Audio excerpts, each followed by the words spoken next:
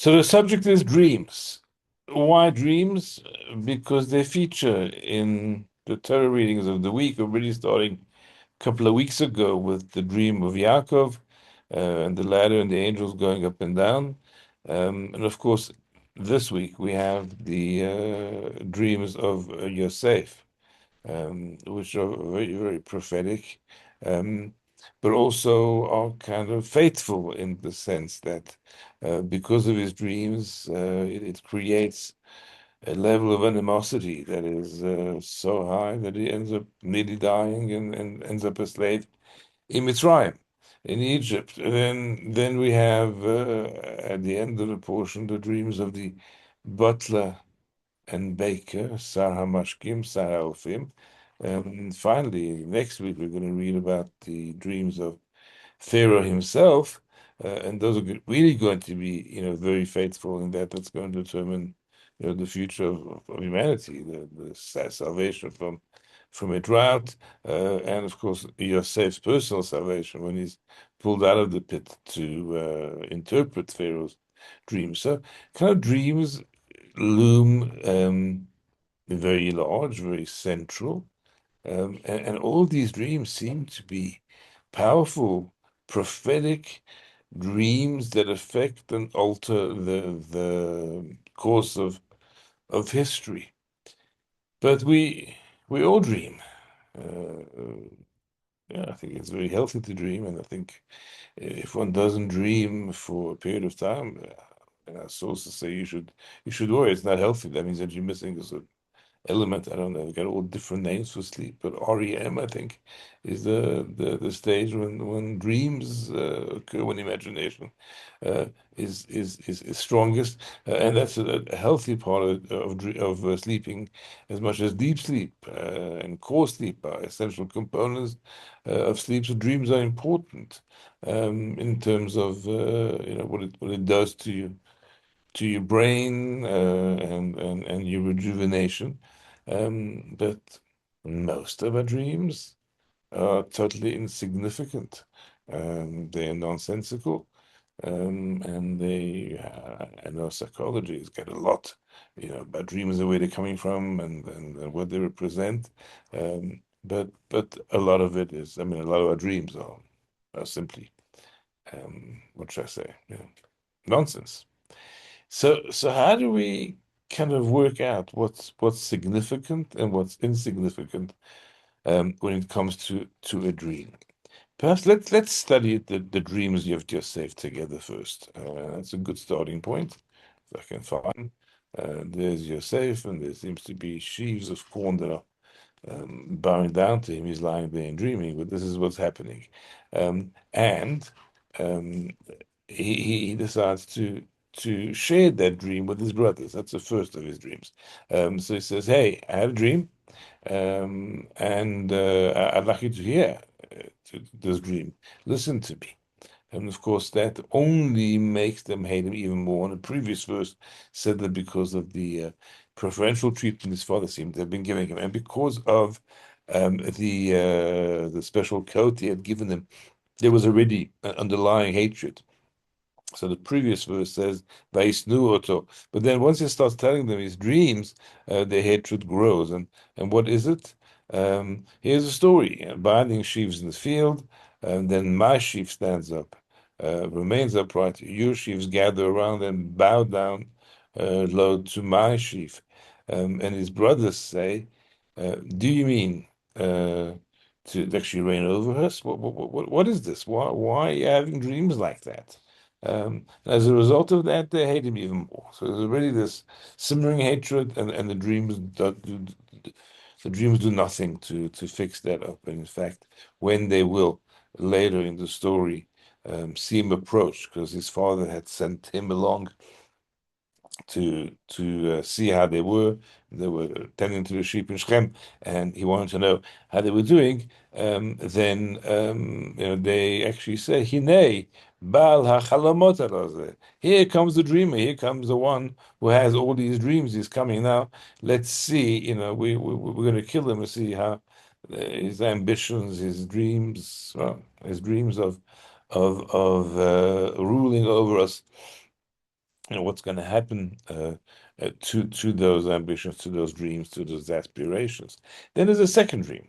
And the second dream he also shares. And in the second dream, there is the sun, the moon, 11 stars. So that would appear to be um, father, mother, 11 siblings. And he says the dream, he shares the dream with his brothers that all of these celestial bodies are bowing down to him. But the meaning of the dream is fairly clear. It's about the brothers, 11 of them stars, sun, moon, father, and mother, and they're bowing down to him. So it's not going to make the brothers, very, very, very happy, and they're going to be upset with him um, about this. But the father says, "No, how can this be? This dream? I mean, how would it be? I and your mother and your brothers bow down low to you." End of the day, we all know that Rachel, that's Yosef's mother, has passed on. She died in childbirth when the younger brother Benjamin was born. So the dream cannot come true, and this is how he's trying to kind of deflect it and dismiss it, and at the same time try and get the brothers to calm down a bit. And the story concludes that the brothers were jealous. His father kept the matter in mind. So um, the brothers, they were really upset and they were jealous. And the father, he kind of was looking, expecting this to actually come true. So shamaret hadavar in Hebrew, guarded the matter, meaning he was anticipating, he was waiting for the fulfillment of this dream, this prophecy, to come true, and kind of watch this space. This is going to happen at some point, some way. So what do we see? We see a very different reaction to dream one to the dream two. And the emotions are hatred and then jealousy. And we need to understand why the brothers reacted so differently to Dream One and Dream Two. Essentially, the message is the same. Um, they're going to be subservient to Yosef and they're going to bow down to him. So why is there a different reaction in each case? Um, yeah, I'm going to share with you some extracts from the Talmud Brachot. It's a fascinating kind of 3, 4 page discussion about dreams, where they come from, how we inspire to dream, and we'll see a lot of contradictions in terms of whether dreams are actually significant, relevant, or not. And the Talmud kind of interchangeably talks about, dreams that are, that are prophetic and they have meaning, and dreams that can be totally dismissed. And as we'll soon see, a dream that is significant, and yet some elements of it are dismissed as insignificant and possibly, of no relevance and no authenticity, and that's very, very, very interesting. So Talmud Brachot is about page 54b is where it starts, I think. Very, very fascinating exposition on dreams. So here we go. Shmuel Bar Nachmani says that in your dream, what you're shown is the thoughts of your heart while you were awake. And Rava corroborates this, and it says the idea, the reality is that you can't dream at night of things they're not imaginable on the day. So you'll never dream of an elephant going through out of a needle because you can't visualize that in your mind's eye. Which actually I should have played with artificial intelligence to see what that would give, or golden palm tree, for example. Dreams contain images that have entered a person's mind during the day. That's really what Shmuel Nachmani is telling us, and Rava is corroborating. And then the Talmud tells us a story of the emperor. This is the Roman emperor. And just as a bit of historical background to this, we're talking about sworn enemies in the case of Rome and Persia, and they're absolute sworn enemies. And the Roman emperor said to Rabbi Yeshua, "You Jews say extremely wise, so tell me what I'm going to see in my dream tonight." Rabbi Yeshua said to him, "Here, you will see the Persians capture you, enslave you, force you to herd unclean animals with a golden staff." Now, this is kind of a scary and wacky image. And we can understand that now the Roman emperor is absolutely, you know, obsessed with this idea. He's going to be taken captive by the Persian authorities, Persian army, and they're going to enslave them and force them to herd pigs, it seems, is what they're referring to with a golden staff. So he thinks about that all day, and sure enough, that night he sees this in his dream. And the Talmud tells a story which is very similar, but this is now King Shapur of Persia, who says to Shmuel, "You Jews say that you're extremely wise. Tell me what will I see in my dream?" And he says, "You'll see the Romans come, take you into captivity, and force you to grind date pits in mills of gold." So again, arch enemies, Persian Empire, Roman Empire. So now to the king of Persia, Shmuel is saying, you're going to be captured by the Romans, and they're going to make you grind date pits and mills of gold. Again, crazy image, but one which we can uh, imagine. And of course, the same thing happened again because there's such powerful and frightening images. He thinks about it all day, and that night he actually sees this in his dream. So, yeah. So, first point is dreams are not to be given too much importance because they're reflections of what we have thought about, what we have imagined during the course of the day. Great. There's actually a very interesting letter I came across this afternoon from the Lubavitcher Rebbe to somebody who said that they had very disturbing images in the night. Their dreams were frightening. And the Rebbe basically says to this person, I think it was a female, but I would have to go back, see what's written in masculine or feminine. One thing is you should do is say the bedtime Shema, with the last prayer, Hamapil, is actually a request, a prayer for uh, terrible thoughts, not to obsess with that. And the other advice he gives is for her to get her life in order, um, to live with less anxiety and more, order and calm and rest. And if her life is in order, then her dreams will be in order. So really, if we have dreams, they're really a reflection, and this is very much the Freudian concept of dreams of it, coming from somewhere deep inside, sometimes even repressed thoughts. So it's not necessarily things that we have thought about consciously, but even the subconscious that can come out in dreams. But it's still, it's you. It's not anywhere, prophetic. It's not anything coming down from heaven to inspire you. It's you, the stuff that you really think about it consciously, actively, or even at a deeper level of the subconscious. Um, but then the Talmud continues and quotes the wisdom of Shmuel. Let's see if we can find Shmuel. Shmuel's here. So Shmuel had a very interesting practice. When he had a good dream, when he had a bad dream, he would quote a verse from Zechariah. The prophet Zechariah says, "Chalomot shav yedaberu." Dreams talk falsely, nonsense. That's in the 10th chapter of Zechariah, second verse. But if he experienced a good dream, he would kind of sing the verse in a different tune. Do dreams speak falsely? Question mark. And he would then quote from Numbers, and there it's Hashem speaking about how prophecy works and how he endows human beings with that divine knowledge. He says, I speak with him in a dream. So now, how could Shmuel do this?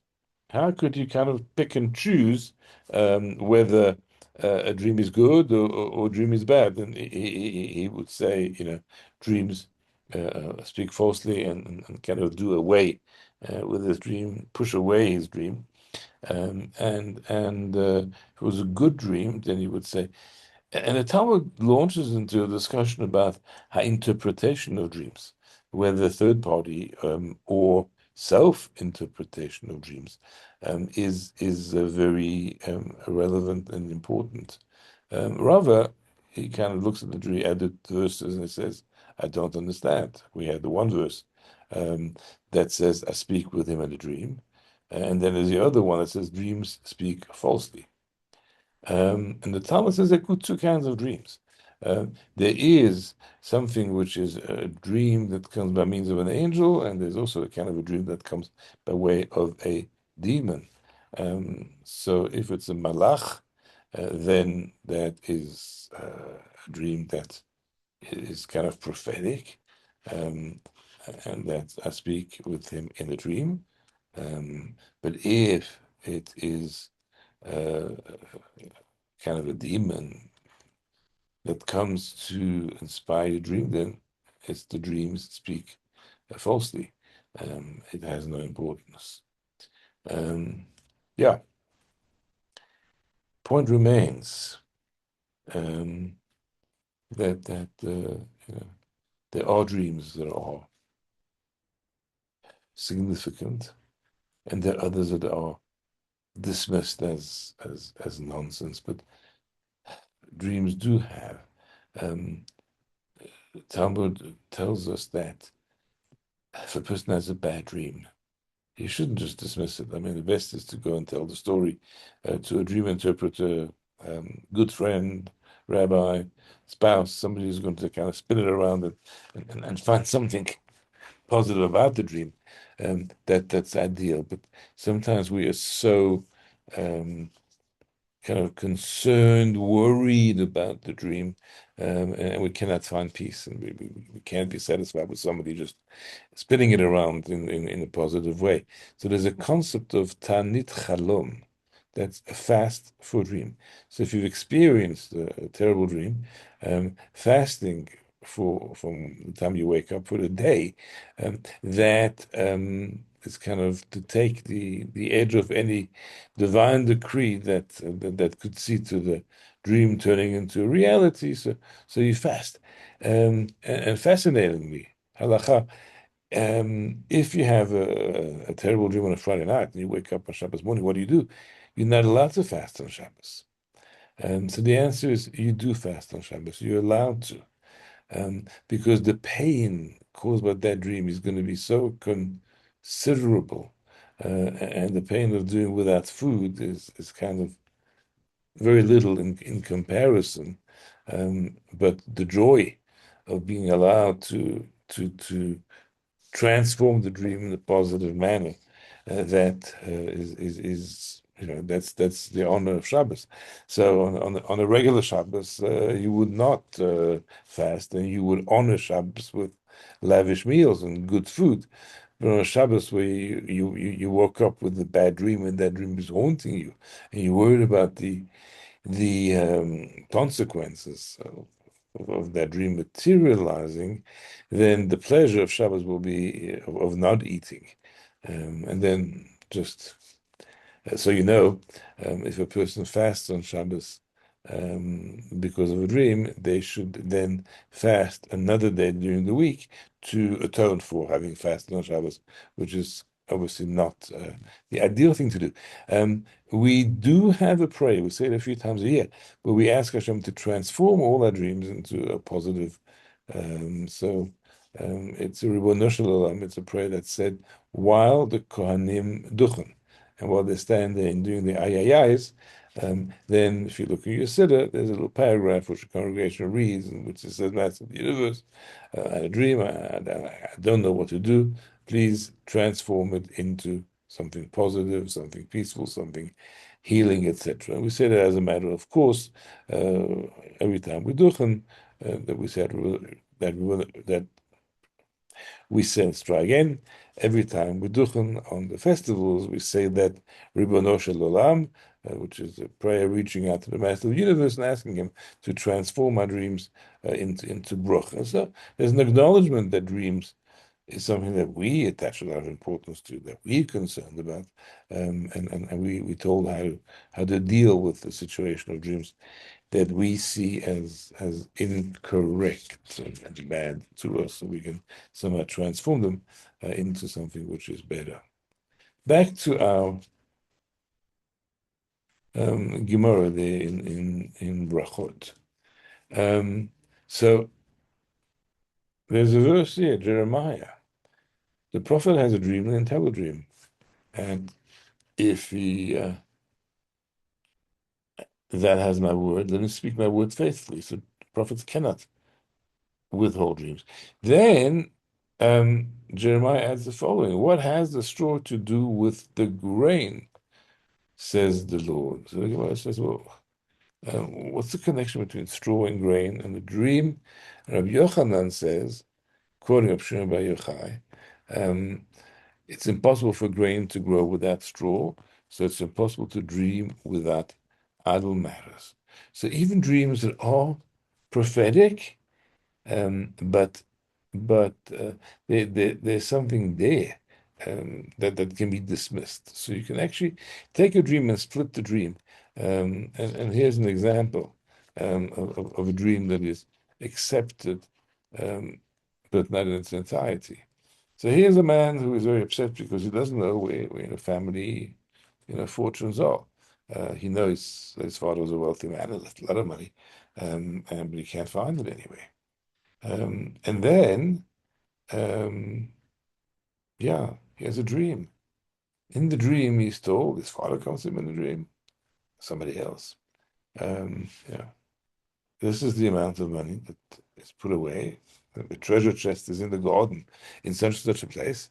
But the money is tied. It's tzedakah.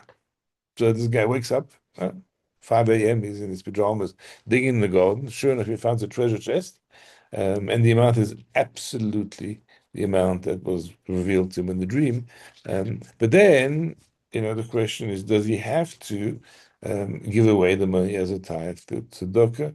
And the Gemara said, well, there was such an incident. It was brought before the sages, and they said, no, you can spend the money. It's his own private money. He does not have to give it to Maaseh Hashem, to charity. So it would seem that we're accepting part of the dream and saying, well, this is true. Well, we have to, because it turned out to be true.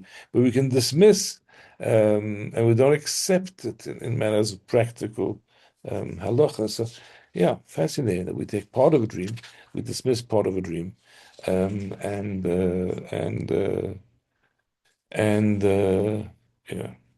So how do we know?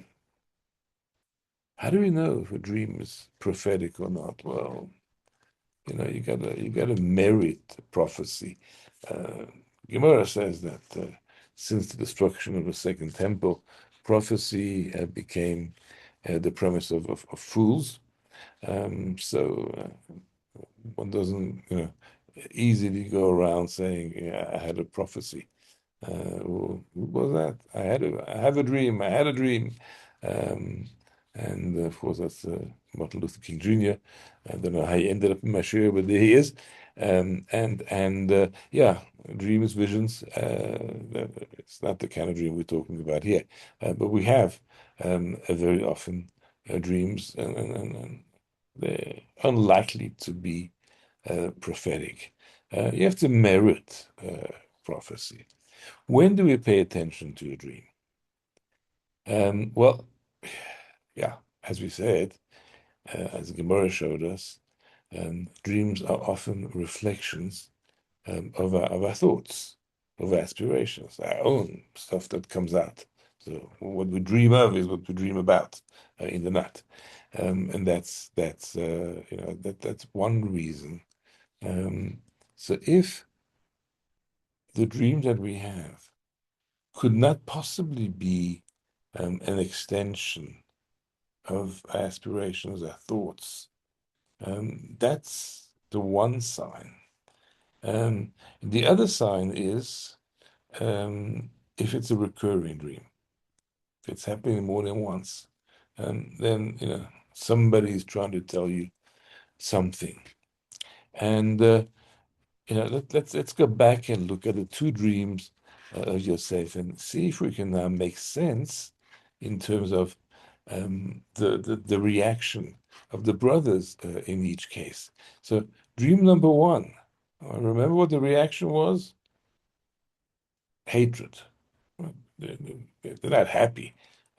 What are they seeing here? They're seeing Yosef projecting on what he's thinking about. He's thinking about, as they see it, he's thinking about him as being superior to the others and as deserving of their honor. And they don't see anything prophetic about the dream except that it's indicative of how he feels about them and his feelings of superiority. And therefore, it makes them upset. So the hatred's there. But now, something changes here in that second dream. And two things have changed here that cause a different reaction, altogether.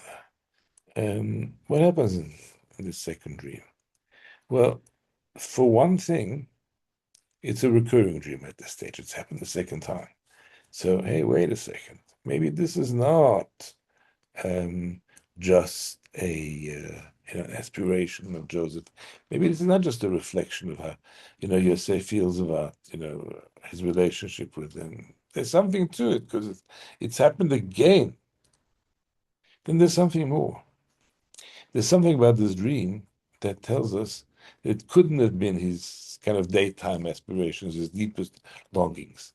It's the fact that in this dream, his father and his mother, which Rashi explains to us is actually his stepmother, Bilhah, that his father and mother are bowing down to him, that's not Yosef. I mean, they know him well enough to understand that his longings, his desires, couldn't possibly be for his own father and his own mother to be bowing down to him.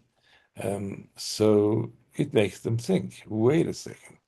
Dream one, that we could have dismissed as just Yosef, being having ambitions of superiority. But once that second dream comes, the fact that it's